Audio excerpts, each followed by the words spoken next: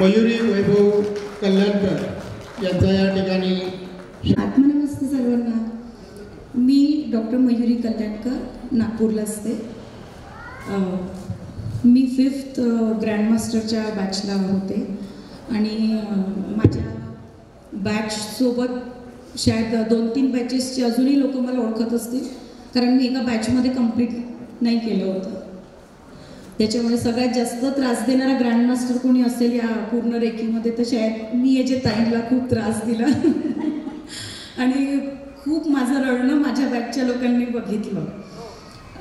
मला एक गोष्ट सांगावीशी वाटते की मी रेकी खूप स्लोली जिथपर्यंतही केलं, खूप स्लो केलं, पण सगळ्यात महत्त्वाची गोष्ट मी हे शिकले की मी रडणं थांबवलं.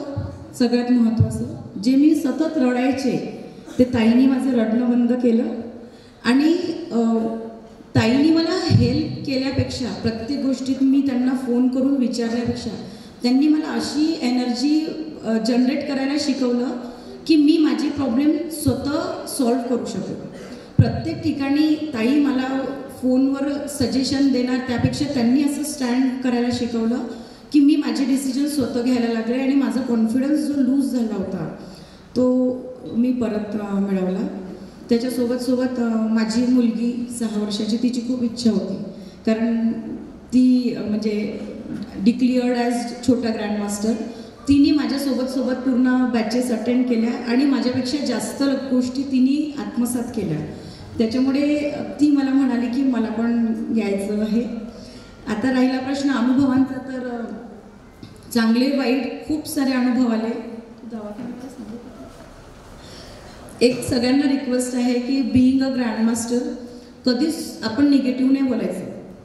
म्हणजे एकदा मी असंच गमतीत माझा जो काही इश्यू होता त्याच्यासाठी मी आणि ताई असंच डिस्कस करत होतो, तर मी म्हटलं हो ना, म्हटलं मी आजारी पण नाही पडत, आजारी पडले तर जरा मला काही सिंपती तरी भेटेल जिथून मला हवी आहे.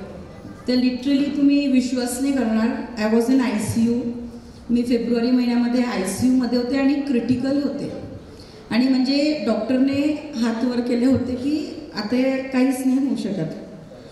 पण मला ॲक्च्युली असं ICUमध्ये जाणवत नव्हतं की मी जाणार म्हणून. उलट तिथे माझ्या बाजूला एक पेशंट होता, त्याला फिट्स येत होते आणि मी तिथे बसल्या बसल्या स्वतःसाठी काही नव्हते करत, पण मी त्याला रेकी देत होते.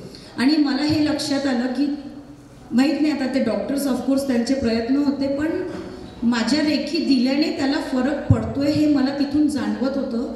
आणि जेव्हा मी त्याला रेखी देत होते माझे पल्स डाऊन होत होते, मी 42च्या खाली गेले होते.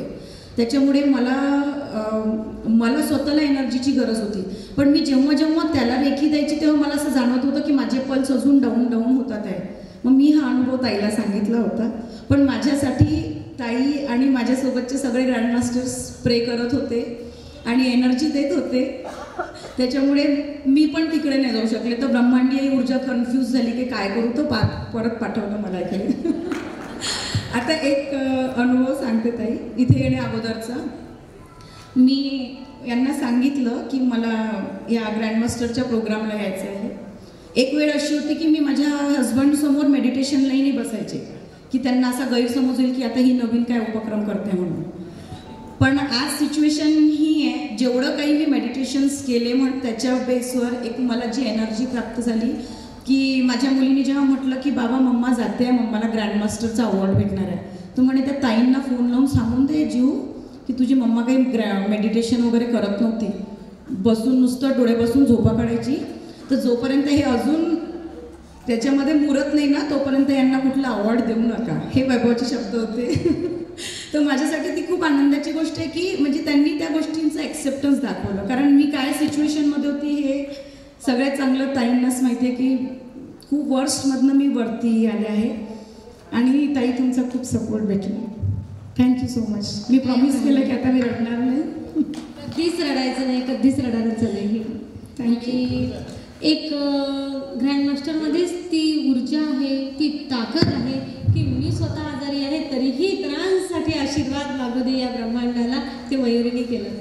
आणि मयुरी ज्या सिच्युएशनमधून निघाली आहे ना, तर ब्रह्मांडीय ऊर्जेचे खूप धन्यवाद, खूप धन्यवाद, खूप धन्यवाद. मी फक्त माध्यम होते, परंतु लढाई मयुरीची होती. लक्षात असू द्या, सगळ्या ग्रँडमास्टरना सांगते, लढाई स्वतःची स्वतःलाच लढायची असते. फक्त ऊर्जा आपल्याला खूप मदत करत असते. ऊर्जेवर विश्वास असू द्या. आत्ताही काही लोक अजूनही अडचणीमध्ये आहेत. थोडे छोटे मोठे अनेक जणांचे प्रश्न सुटायचे राहिलेले आहेत.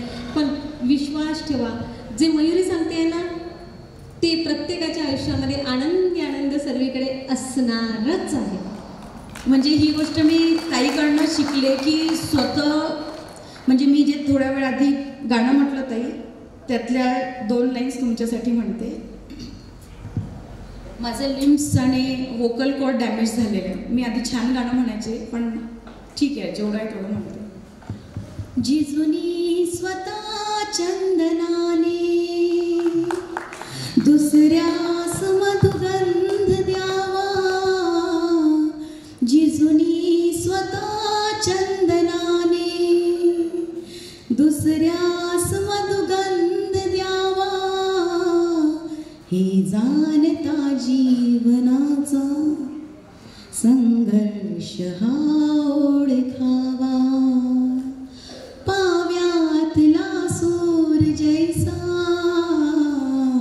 ओठातुनी ओघळावा, आनंद या जीवनाचा सुगंधा परी दरवळावा. सो थँक्यू सो मच ताई सगळ्यांकडून.